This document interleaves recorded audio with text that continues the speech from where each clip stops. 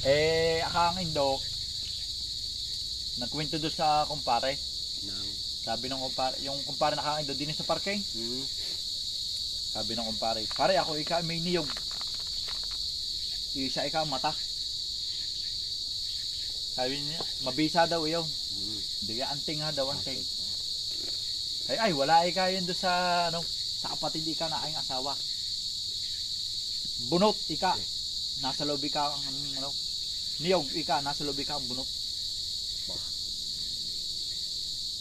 Sabi nung kumpare nung kang Indo, ay ako ika lang para ika ako niyayabang mo ika Paano ika nangyari ika yung? Hindi, para pista, pumunta ika sa amin. Ipakikita ko ika sa iyo. Niyog, nasa loob ika ang bunot. Ayun nga, ay ano ko yun. Ay di ngayon inamista. Oo, namista. Namista sa kang Indo. Ay ano ko, nasa loob ng bahay yun eh. Ano pare? Nasa na ika yung sinasabi mo ikang niyog ikang nasa loob ika ang bunot. Sumama kay ka sa akin. Pumunta ika sa inay doon. Pati natay, ang inyo ikang bunot. Ika, nandini ika sa loob. Di niya sa loob ika ang bunot.